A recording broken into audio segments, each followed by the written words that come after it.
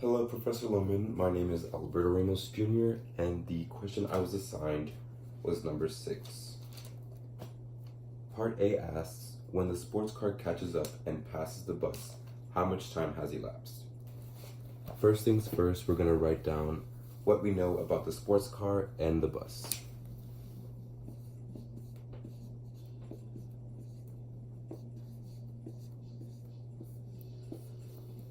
So with the sports car, we are given the acceleration, which is equal to 9 meters per second squared. And for the bus, we are given the velocity, which is equal to 18 meters per second. So now, for each of them, we're going to plug them into our equations of motion. And that's going to look like this.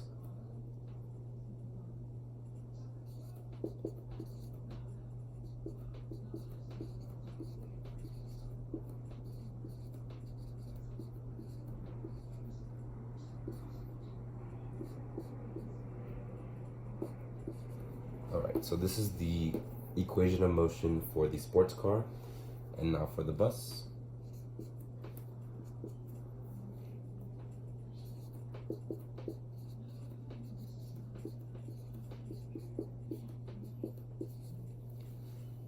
Alright, so in order to find the time elapsed when the sports car catches up and passes the bus, we're going to equal these two equations to each other.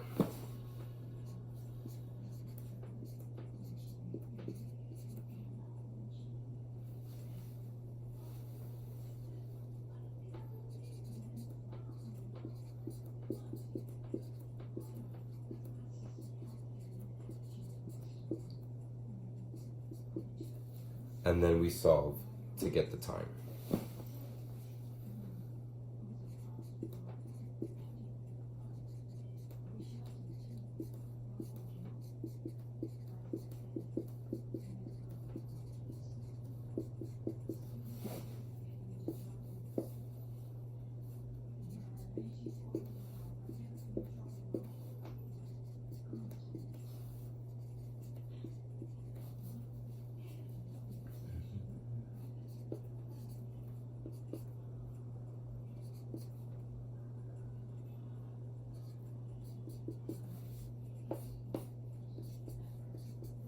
And then the answer that we get is equal to time is 4 seconds. Okay, so for part B, they are asking how far has the sports car traveled? What we know is that the sports car acceleration is 9 meters per second squared. And from the last problem, we found out the time is 4 seconds. We're going to plug these two into our equations of motion to find our answer.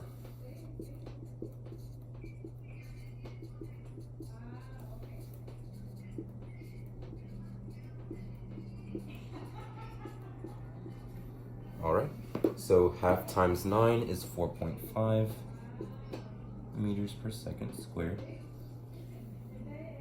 times 4 seconds squared is 16 seconds. Now, once we calculate this with my calculator,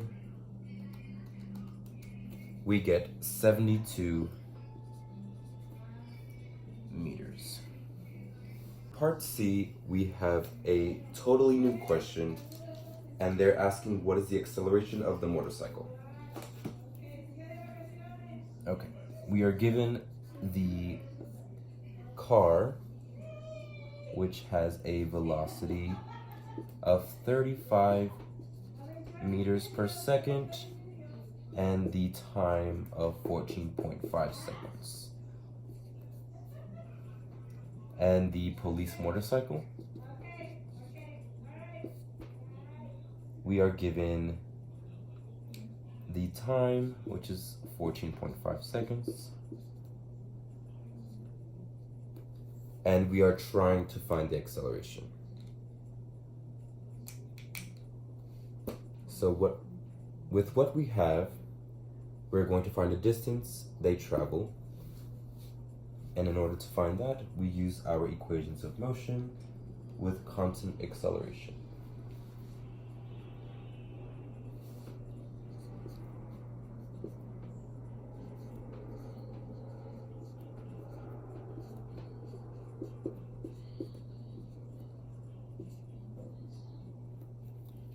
And this right here equals 507.5 meters. So with what we found here, we're going to find the acceleration for the motorcycle.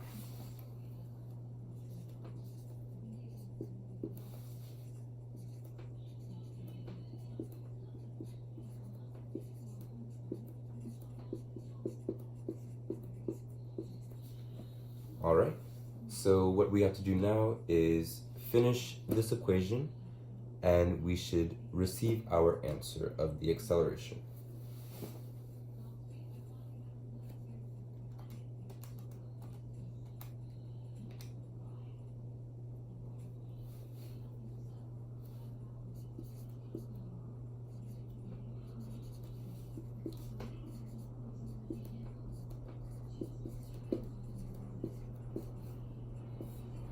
Divide by 210.25.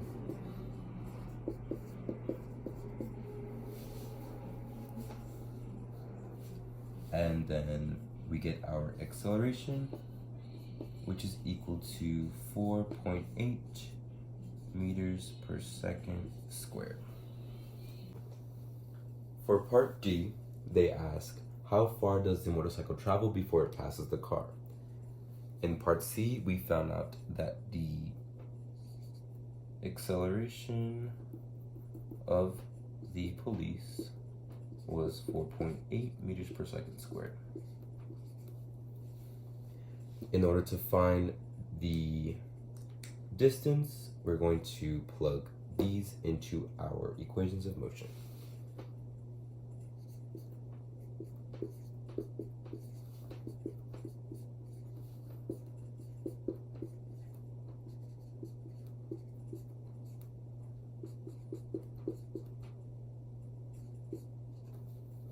All right, now we're going to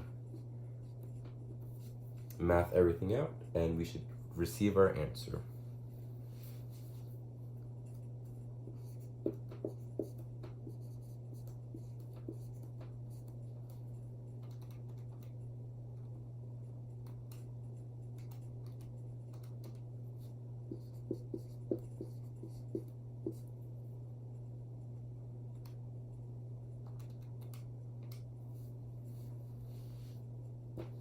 And then the distance I received from plugging in everything was 504.6 meters.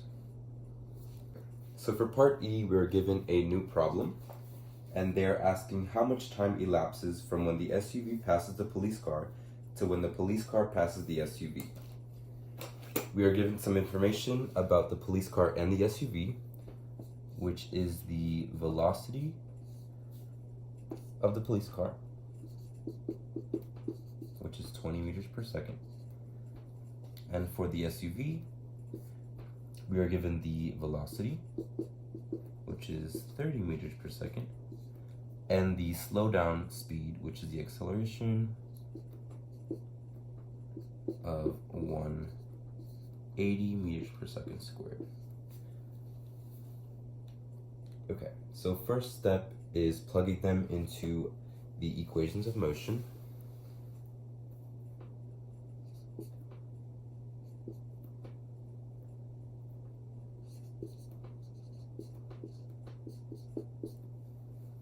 So this is the police car, and now we're going to do the SUV.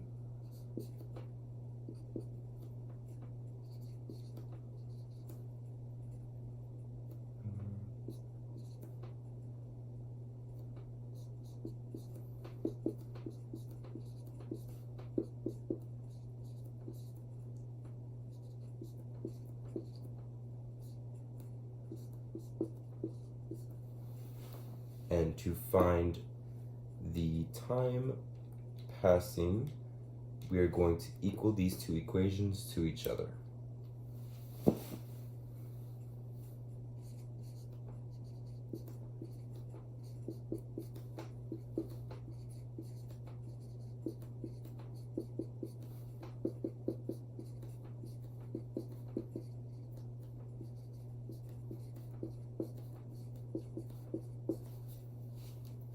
All right, now I'm going to solve this equation and we are going to find our answer of the time passing.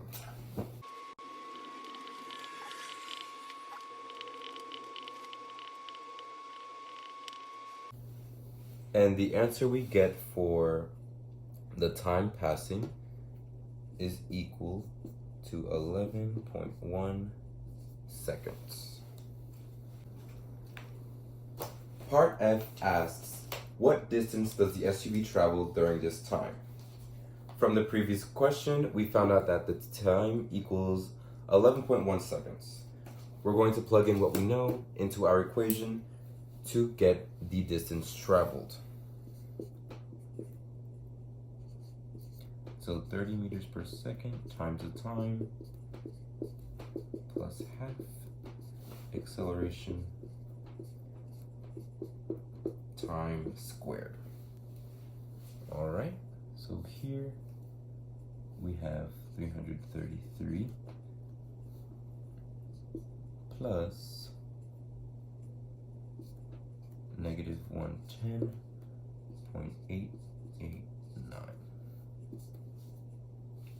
We get 222.1 meters.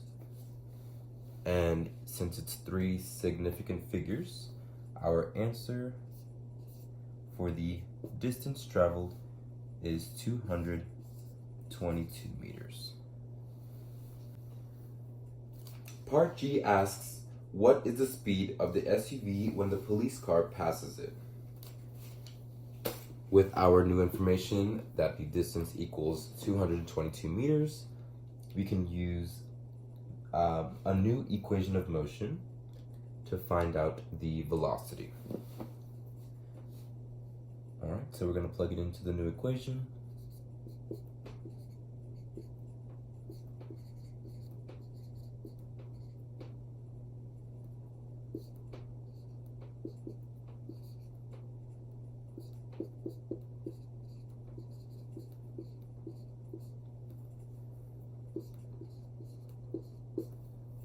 All right, so what we get here is 900 meters per second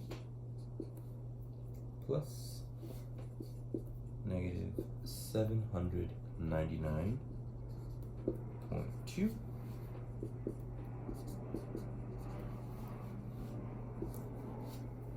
When I subtract these two values,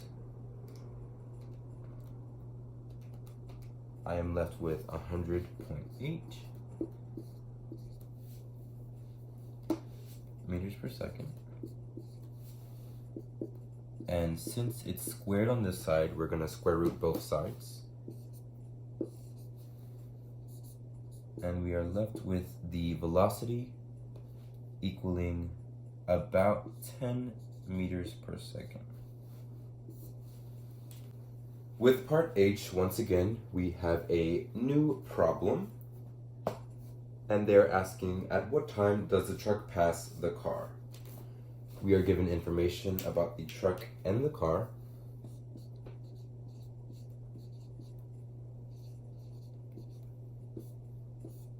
But this time, there are no numerical values.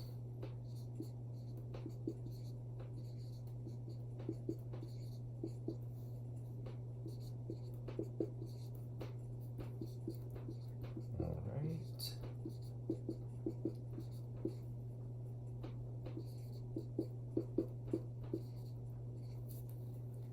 Okay, so we're going to plug these values each into their own equations of motion, and then we're going to equal them and solve for our answer. So for the truck, it's going to look like half acceleration of the truck times t squared. And for the car, we have velocity of the car times t plus half the negative acceleration times t squared. Now we're going to equal them to each other.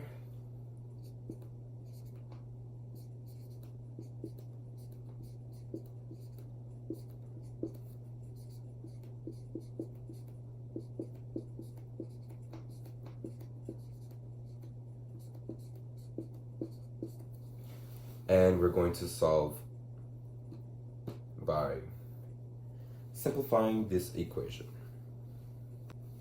Okay. So first things we're gonna do is multiply the half by both sides.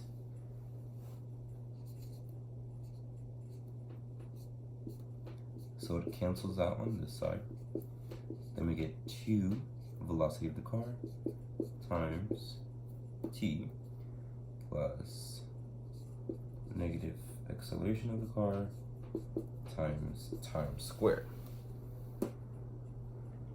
Alright, so next thing we're going to do is bring this side of the equation onto this side. So we have at t squared plus ac t squared equals 2 velocity times time. Alright, now we're going to divide by time, and we get time equals 2 velocity of the car divided by the acceleration of the car plus acceleration of the truck. And this would be our answer for part H. Part I is asking, at what coordinate does the truck pass the car? Alright, so what we learned from the previous question, the time is equal to 2 times velocity of the car divided by acceleration of the car plus acceleration of the truck. We're going to use the equation of motion to find the coordinate the truck passes the car.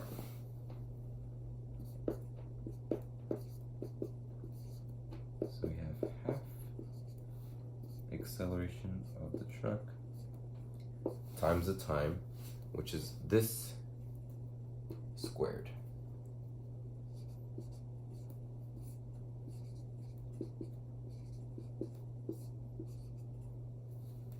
Okay, so now we simplify everything and we get half acceleration of the truck for velocity of the car squared acceleration of the car and acceleration of the truck squared. And now we multiply the numerator for this one into the numerator, and we leave the denominator the same. So our answer would be 2 velocity of the car squared times acceleration of the truck divided by the acceleration of the car plus acceleration of the truck squared. This is our answer for the coordinate when the truck passes the car.